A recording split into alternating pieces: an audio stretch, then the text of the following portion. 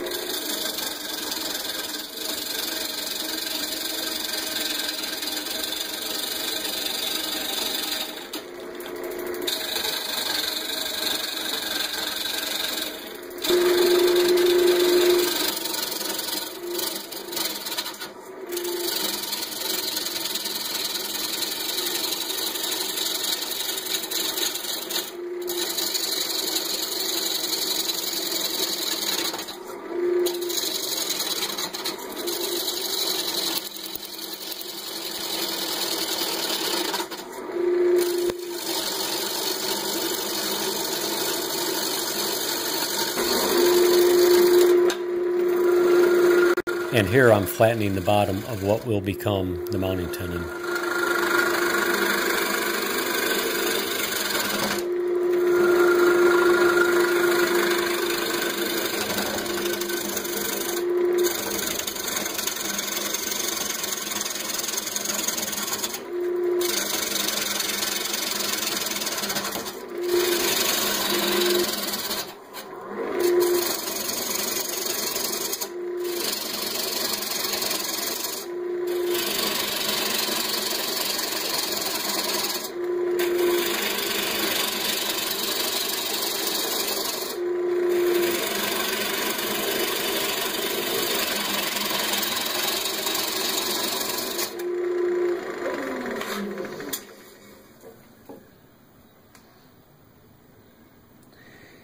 Yeah, I'm just measuring to see how far down I'll be able to howl.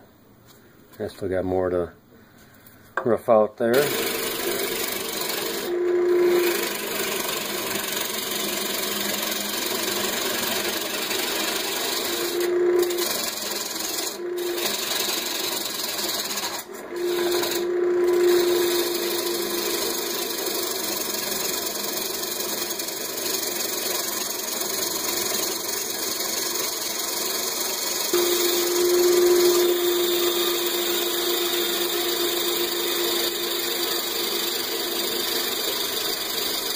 I think what I'm trying to do here would be something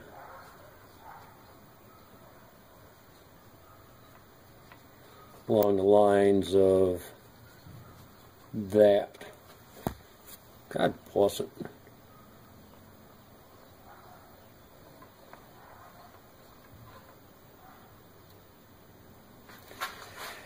Oh, so we'll start shaping that and see how it goes. I was hoping this would be a little bit fatter down at the bottom, but the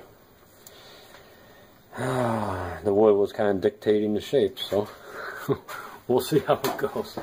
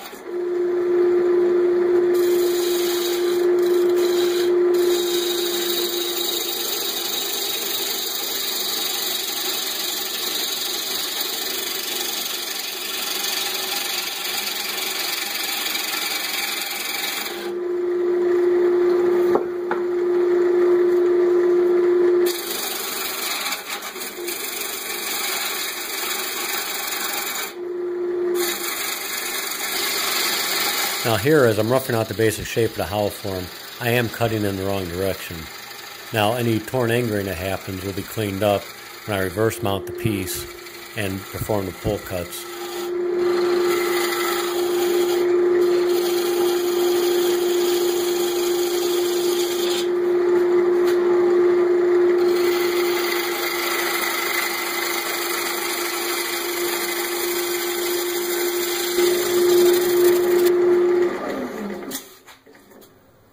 I'm trying to preserve this dark color right here.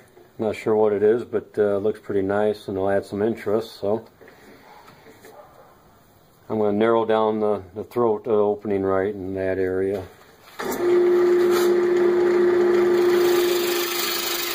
Okay, now we got the piece reversed. I'll go ahead and clean up the outside and start by doing some pull cuts.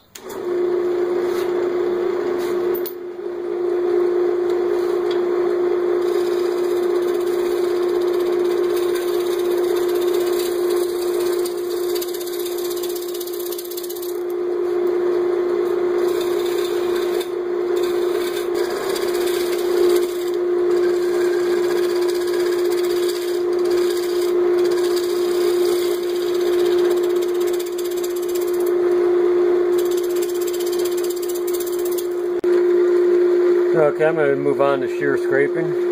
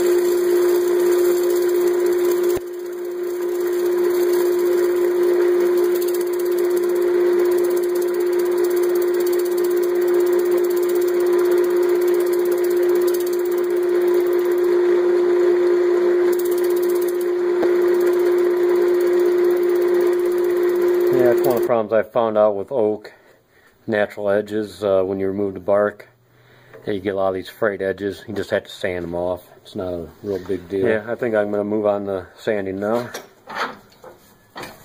I'll put on my respirator.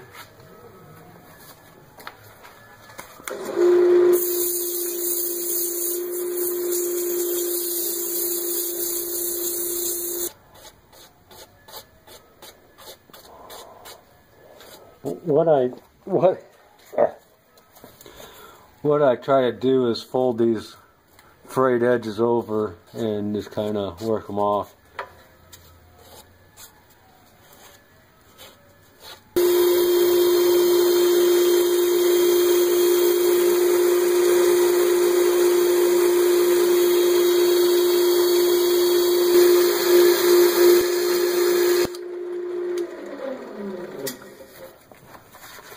Okay, finished off with the power sanding, and this is a new power sanding arbor I made. Works really good in getting those tight areas like that. Okay, now that the outside's finished, I started the process of hollowing out the inside.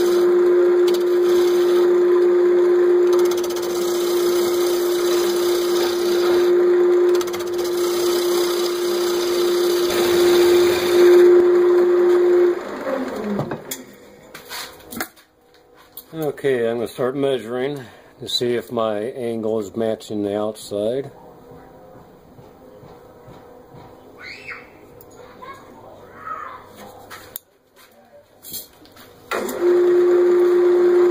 I need to go a little bit steeper on the inside here.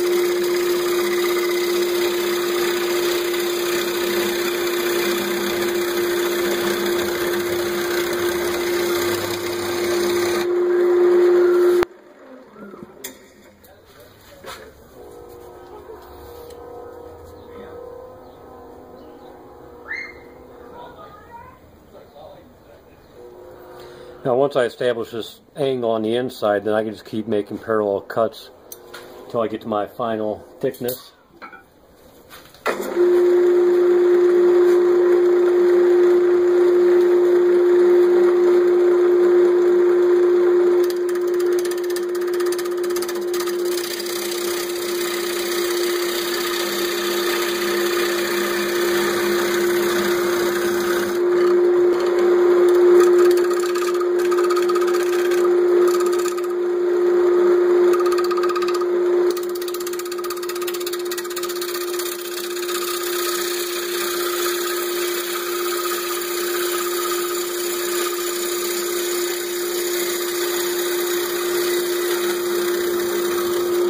Okay, now that's the final pass.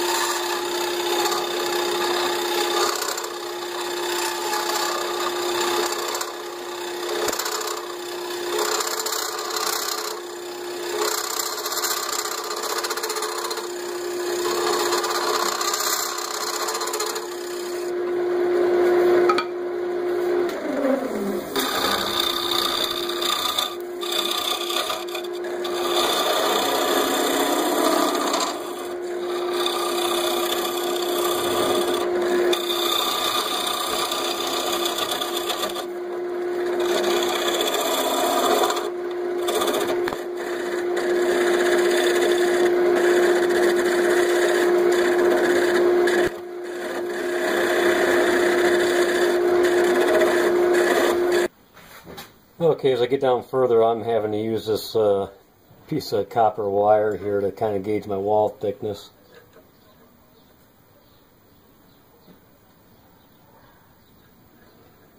It's working okay.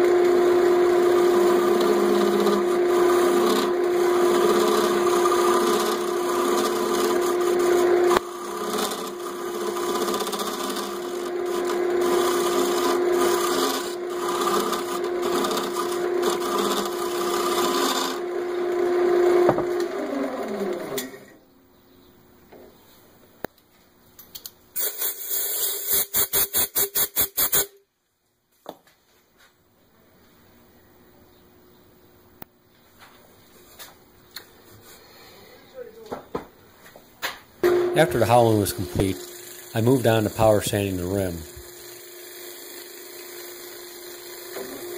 And thankfully I had an arbor that was long enough to reach into the inside of the hollow form so I could power sand it also.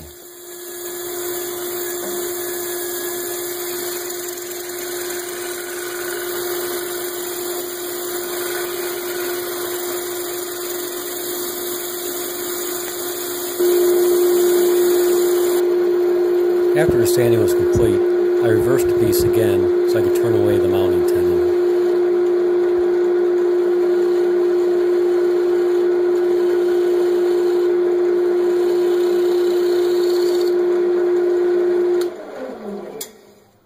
Yeah, I think that's as far as I'm going to go. I'll grab my chisel and my hammer.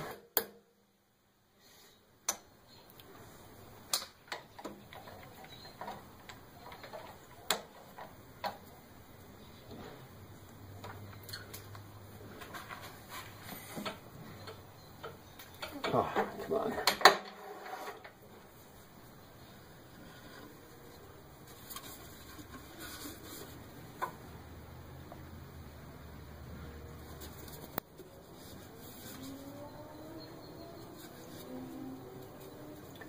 I'll just pare that off real quick.